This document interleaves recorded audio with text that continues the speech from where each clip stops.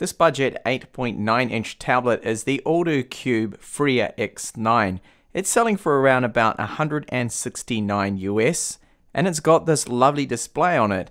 It's 2560 by 1600 resolution. So the panel, as you'd expect for that kind of resolution in 8.9 inches, is very sharp. It has a maximum output of 540 lux, which is very bright. Now it's not fully laminated, so the blacks won't look as deep. There is a gap between the panel, the digitizer glass on the top, and then the IPS below. But overall, very good screen. The touch is also responsive, works well, and it is fluid. So a minor complaint is the bezels on this aren't exactly slim. They are a little large, and you'll notice that down the bottom there is what looks like a fingerprint reader right here, but it's not. It's just a home button. That's its only function. Which is sad because they did have the space there to put a fingerprint reader. So there's no hardware navigation keys either side. You just need to swipe up and bring up the software navigation keys. So the ROM on it is both a pro and a con here. Now the reason I say it's a con is because if you check out the version of it, it's running Android 6. So this isn't exactly the latest that you'll find, of course. We're up to now Android 8. And its security patch level is from the 5th, 2017. So not exactly recent there either. But the good thing about it is that if you have a look, that it has zero bloatware and the ROM performance is really quite quick too. So the only accessory you get in the box is a USB Type-C cable, and Banggood at least did supply a charger, an EU one rated to 5 volts 2 amps.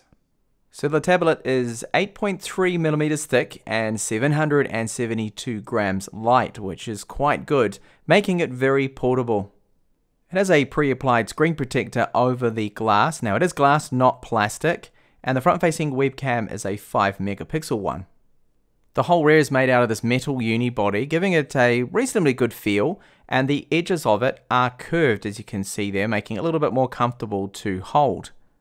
The rear camera is a 13 megapixel one, autofocus. It takes a very average photo and can shoot up to 1080p video. Honestly, I would not really be using it for photos, only for things like Skype calls, which it works okay. So on the very top there are 2 antenna lines, a loudspeaker, and a micro SD card slot. Now the micro SD card slot, it's a bit of a pain to insert cards into. I had to use a tiny little screwdriver to push the card right in because my fingernails at the moment are really short. You will notice too along here that there's this little strip that is plastic for antenna reception for the wireless AC it has. Then on the bottom a Type-C port for data, charging, no video out, I could not get that to work at all. Microphone, 3.5mm headphone jack. Now the audio quality out of this jack is reasonably loud and it is clear, and then our second loudspeaker. My only complaint with the build is this right here. So our power and volume buttons, they are made out of plastic and they don't have a particularly quality or good feel to them, especially that power button on my unit. They feel a bit cheap. So the tablet has 64 gigabytes of eMMC storage, 4 gigabytes of RAM, and the chipset is a MediaTek 8173. So it has 2 ARM Cortex A72 cores on there, and then another 2 which are the A53, which are clocked slightly slower. The GPU is a Power VR Rogue GX6250. And for sensors, well, not a lot to report on here. Only has an accelerometer, so no gyroscope, no GPS either. Scrolling speed on a heavy website like my own here with lots of images is reasonably fast. You will now and then notice a couple of little stutters. And I do have some things going on in the background also, which will have an impact on that. But overall, it's most of the time generally smooth unless you're on a very demanding website. And then you will notice those tiny little stutters here and there. So the tablet has those speakers left and right, so good stereo separation. They're not very loud, and at 100% volume they do distort, and of course they lack bass as expected. But I'll give you a sample of them now.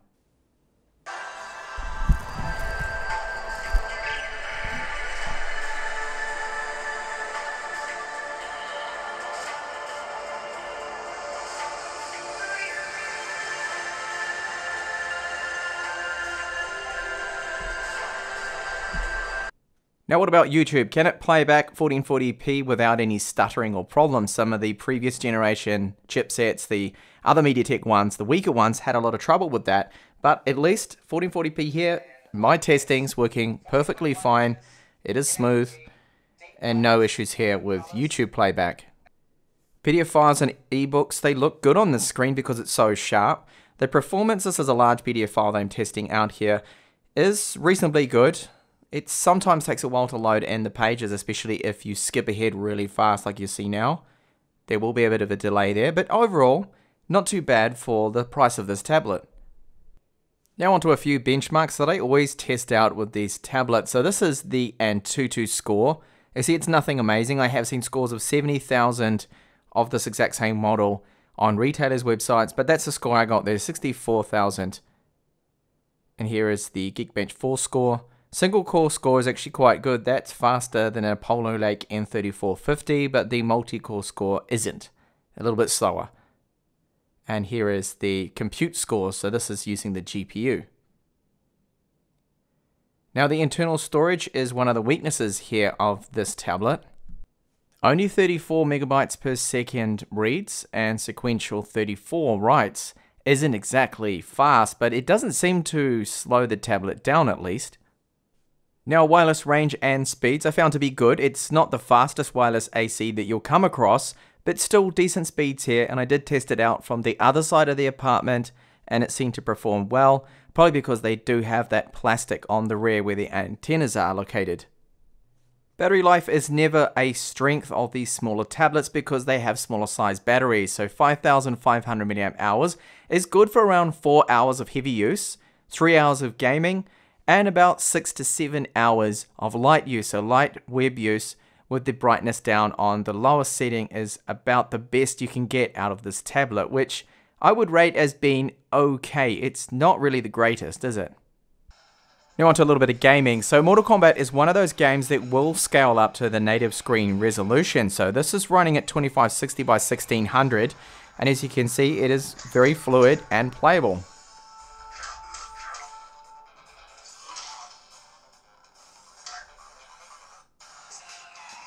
So Asphalt 8 you can see is playable. This is another game that is running at the full resolution. It's not super smooth. You can see some slowdown to be expected from this chipset, but the main thing is it is at least playable.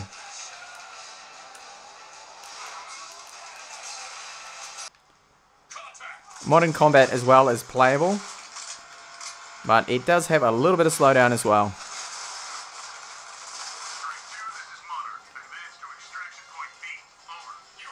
And this last title I'm having a look at, this is Heroes of Incredible Tales, another demanding game.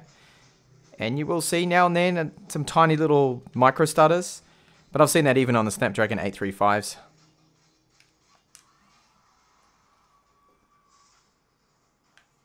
So this wraps up my time here with the Freer X9. Overall, it's a decent tablet for the price. So you have an amazing screen on this. While it's not fully laminated, I don't see it being too much of an issue because it's really bright.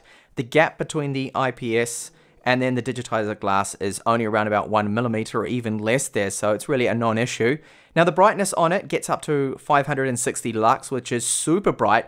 In fact, I find this screen to be too bright. I mean, that sounds crazy, but for late nighttime use, the lowest setting is way too powerful, just burning out your retinas almost. So I have to go in to download a store application there. You can get certain apps that will actually put a filter over the screen to help you lower the brightness, and that helps out there. So at least it's fixable there. So the Android ROM, Android 6 from March, the security patch that has on there, that's not good. I mean, we're late into 2017 now. We should be at least on Android 7. And the other thing too, that the ROM at least has no bloat, and it performs really well. It's fast. We've got the 4 GB of RAM. The eMMC storage is a little slow. The wireless, decent speeds, good range on it. I haven't had any issues with it, so that's the main thing. And that's another thing too. No bugs in the ROM that I have seen in my time using it and testing it. Nothing's crashed on me. Everything seems to be working fine. Play Store, of course, is on there. And overall, a good experience on this tablet, even when it comes to gaming, with demanding games on this really huge high resolution for this chipset. It actually works fine, which is good. So the battery life is probably the gray area of this tablet here. I mean, the build quality is good, but the battery, you're looking up to 7 hours. It all depends on your use. So if you game on this solidly because of that resolution and the 5,500 milliamp hour capacity, then really you can only get about 3 hours gaming on this. If you take it easy on then, you're just looking at a bit of YouTube and you're looking at some PDF files and internet, then you can squeeze out 6 to 7 hours maximum. But it all depends on how you have that screen brightness as well, because in my testing I had it on the lowest setting, which I just mentioned, is quite bright anyway. So overall, yes, $460 US, it's not a bad tablet at all. Okay, it's missing a couple of things, like we have no video output from this, so no micro HDMI, the fingerprint reader's not there, there's no gyro, there's no GPS. But again, I mean, for this price, you can't really expect to have that. So yes, a good tablet, and thank you so much for watching this review here. Hope to catch you back in the channel with plenty more up and coming reviews. Bye for now.